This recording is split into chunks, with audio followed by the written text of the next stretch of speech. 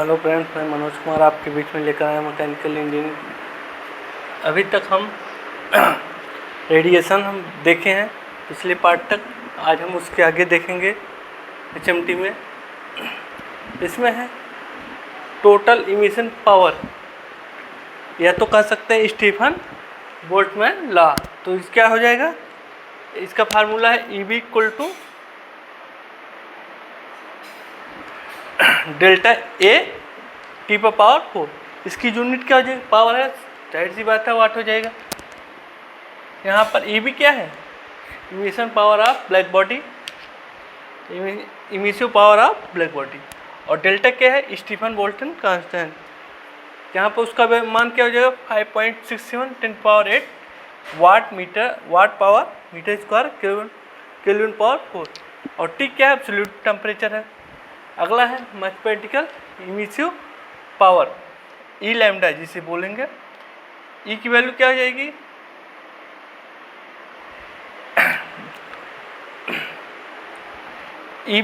E lambda into delta delta lambda. इसका क्या है, इंटीग्रेशन है, इंटीग्रेशन आप जीरो से क्या है, infinite E lambda into D lambda W अपान मीटर स्क्वायर। अगला है इमिसिव। इमिसिव क्या है, इससे किससे डिनोट करेंगे, इसको डिनोट करेंगे एप्सिलॉन से। एप्सिलॉन इक्वल टू इमिसिव है E अपान EB। क्या हो जाएगा, emissive power of any body और emissive power of black body. अगला है emissive power of real surface. क्या हो जाएगा formula, equal to epsilon into delta into A into T पर पावर 4। ठीक है, जहाँ पर अगर देखेंगे, अगर पावर यूनिट हो जाएगी वाट। अगर देखेंगे E बराबर 1 है तो किसके लिए हो जाएगा, ब्लैक बॉडी के लिए। ब्लैक बॉडी के लिए E की वैल्यू क्या हो जाएगी, 1 हो जाएगी। और वाइट बॉडी के लिए एप्सिलॉन की वैल्यू 0 हो जाएगी। वही ग्रे बॉडी के लिए देखेंगे तो एप्सिलॉन की वैल्यू 0 से और 1 के बीच में रहेगी। अगला है डिफ्यूज सरफेस। डिफ्यूज सरफेस क्या हो जाएगा, a surface which whose radiation property are independent of direction. किस पर डिपेंड करेगा, इंडिपेंडेंट रहेगा किस पर, बॉडी डायरेक्शन पर। और वही ग्रे सरफेस देखेंगे तो क्या हो जाएगा, a surface whose radiation property independent of wavelength. किस पर इंडिपेंडेंट रहेगा, वेवलेंथ पर। अगला है इरेडिएशन जी। इरेडिएशन जी को क्या कहेंगे, irradiation G total incident radiation on a surface from all direction per unit time and per unit area of surface. ठीक है, क्या हो जाएगा, total incident radiation on a surface from all body all direction per unit time and per surface per unit area of surface. अगला है radiosity, जिसे जे से denote करेंगे। क्या हो जाएगा, it refer to all the radiant energy leaving a surface per unit time या per unit area of surface. J equal to हो जाएगा E प्लस रो जी। यहाँ पर रो क्या है, रिफ्लेक्टिविटी हो जाएगी। फॉर ब्लैक बॉडी अल्फा की वैल्यू क्या हो जाएगी, 1 हो जाएगी न। रो क्या हो जाएगा, 0। टाउ क्या हो जाएगा, 0। ये क्या हो गया ब्लैक बॉडी के लिए। अगर यही एक्यूस बॉडी का देखेंगे तो क्या हो जाएगी, टाउ की वैल्यू क्या होगी, 0। फार्मूला क्या होता है, alpha plus b, alpha plus gamma, rho equal rho plus tau equal to क्या होता है, 1 होता है। अगर ये दोनों 0 हो गया तो अल्फा की वैल्यू 1 हो जाएगी। अगर टाउ की वैल्यू 0 हो गई तो अल्फा प्लस रो की वैल्यू 1 हो जाएगी। जहाँ पर टाउ क्या है, ट्रांसमिटिव है। यही अगर हर वाइट बॉडी के लिए देखेंगे तो ये और ये क्या हो जाएगी, 0 हो जाएगा। तो रो इक्वल टू क्या हो जाएगी, 0 हो जाएगा। रो इक्वल टू 1 हो जाएगा। अगला है किरचॉफ लॉ। किरचॉफ लॉ क्या कर रहा है, the emissivity of a body is equal to the absorptive when the body remains in the thermal equilibrium in a surrounding. क्या कर सकते हैं? Epsilon equal to alpha. अगला है प्लांक लॉ। प्लांक लॉ क्या कर रहा है?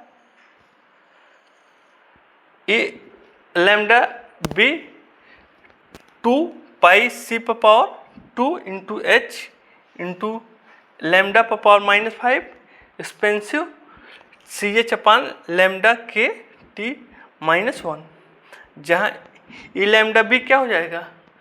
Monochromatic emissive power of black body. B है तो ब्लैक बॉडी हो गया।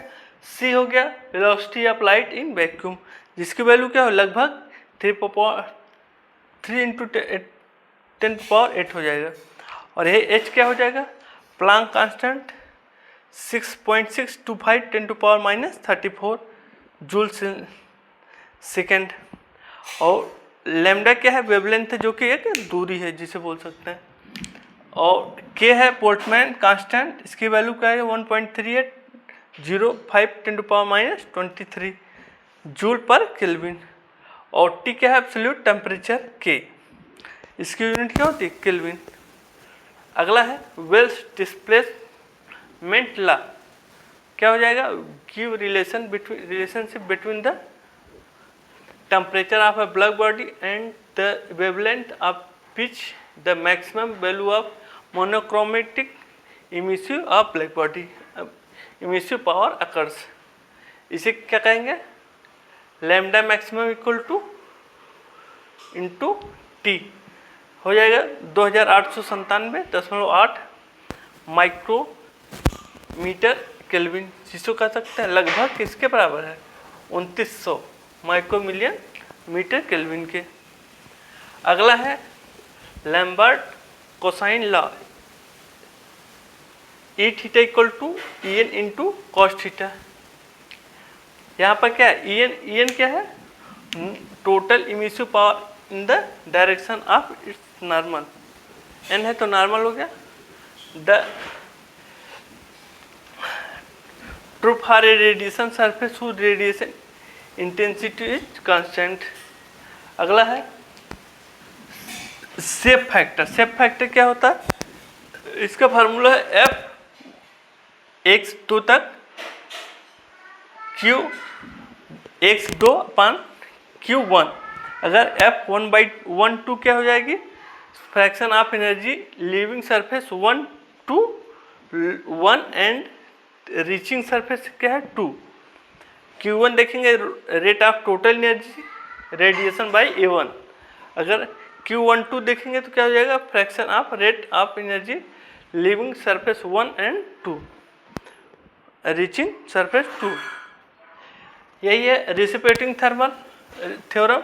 A1 F1 से 2 और A2 2 से 1। देखेंगे shape factor inclined plane in equal विडमैन। विड्थ इसका क्या होगा? इक्वल रहेगा। एफ x2 तक क्या हो जाएगा? 1 minus sine alpha by 2। It's general क्या होगा? एफ की वैल्यू क्या हो जाएगी? 0 से या तो बराबर छोटे 0 से बड़ा होगा तो 1 के बराबर होगा। एफ की वैल्यू है तो m से n देखेंगे तो 1 से क्या हो जाएगा? छोटा रहेगा तो n लगभग बराबर रहेगा। अगला है heat exchange between non black bodies. इसमें क्या है? इनफाइनाइट पैरेलल प्लेन के लिए देखेंगे तो Q की वैल्यू क्या आ जाएगी? Q1 से 2 तक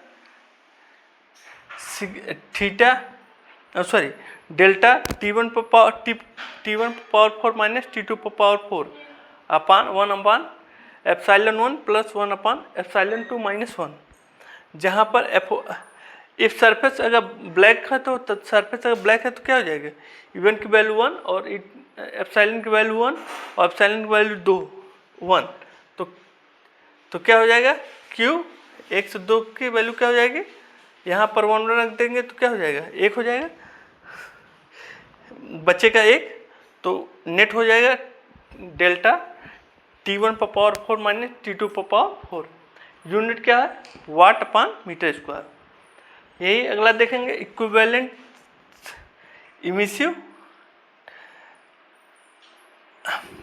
epsilon bar equal to 1 by epsilon plus 1 by epsilon 2 minus 1। वही इनफाइनाइट लॉन्ग कंसेंट्रिक सिलेंडर के लिए देखेंगे तो क्या हो जाएगा? Q 1 से 2 net A2 into delta T1 पर पावर 4 माइनस T2 पर पावर 4 1 अपन एप्सिलॉन 1 प्लस A1 अपन A2 1 अपन एप्सिलॉन 2 माइनस 1। टोटल यूनिट क्या हो जाएगी? वाट। आज हम क्या देखे हैं? फार्मूले देखे हैं Stefan Boltzmann law, emissive for black body, optic body, white body, Kirchhoff law, planks law और सरफेस फोर्स देखे हैं। हीट एक्सचेंज आप नॉन ब्लैक बॉडी देखे हैं तो उसमें इनफाइनाइट पैरेलल प्लेन के लिए देखे हैं, इक्विवेलेंट इमिशन के लिए देखे हैं। बाकी का हम नेक्स्ट पार्ट में देखेंगे। तब तक के लिए धन्यवाद।